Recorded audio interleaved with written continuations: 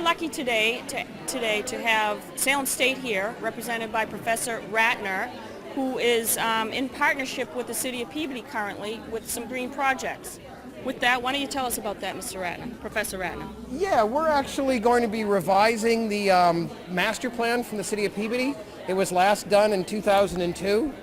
So certainly in a city's master plan, a big part of that should be green efforts, certainly in today's world. So we're coming to this fair. We're going to be at other places looking for people's, ideas of where should the city be moving in the future. In all kinds of different areas, whether it's transportation or recreation or economic development. And certainly having a green part of that would be very, very important at this point in time. It is. So we're just doing our first forum, collecting information. We'll have 2 more coming up and be bringing things hopefully to the council in the fall to see what kind of information and what other things people would like us to find out about. That's excellent. And we're happy to have you here at GreenFest. Thank you so much for coming. My pleasure. And anything that Green Peabody, our committee, can do to help you in your effort here to get Peabody up and green, we'll be happy to help you. You call on us. That'd be great. And we actually have a degree in sustainability now in our program, so it's a big part of what we're doing in the geography department at Salem State. That's excellent. I think our scholarship winner today for Green Peabody's essay contest, the winner is going to college, I believe, for that subject, with that great. major. Yeah. Oh, great. So it's great. We'll look forward to seeing them. All right, great. Thank you so much. No problem. All right. Thank you. With us today, also from Salem State, is Professor Hanson. How are you? Thank you for coming. Great, great. We love the fact that we have a partnership going on with Salem State. Why don't you talk with us a little bit about what it is you're working on with City of Peabody? Okay. What I'm trying to do here is educate people on the causes of flooding in Peabody. And there are 3 things that are components that are really important. If you look at the drainage basin here, the drainage basin is relatively compact. It's very easily overwhelmed by a single storm cell. And all the tributaries converge at one point, which is downtown Peabody. Peabody is being overwhelmed by hardscape. Everybody's, the North Shore Mall, Centennial Drive, everybody's, paving their not only the driveways, but also their lawns. That water goes directly from their property into a storm drain and then into the river.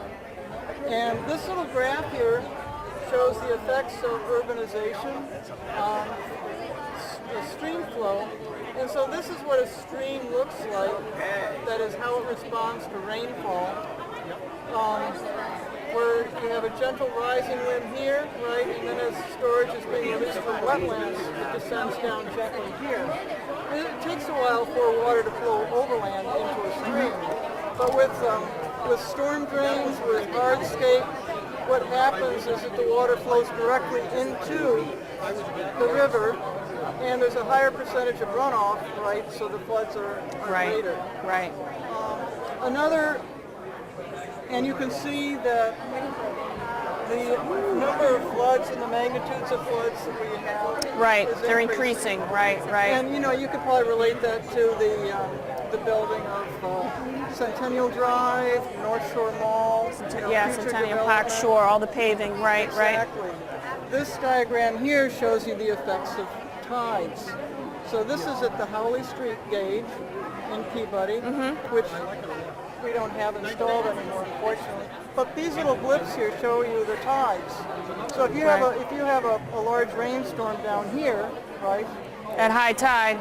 Or at low tide, right, it's going to be lower. This is the July 18th storm last year, and you can see it was at high tide. Right. So when the rain comes at the same time, heavy downpour comes at the same time as high tide, we're in big trouble in downtown Peabody. Right. And so when we say the 100-year storm, the 100-year flood, call it the 30 because times have changed and it happens more often. And when the stars are aligned with a lot of rain and the high tide, there's no getting around it. But we have to do things like this to make some type of corrections as best we can. What we need to do is see everybody up here, right, says, I don't flood, it's not my problem, right?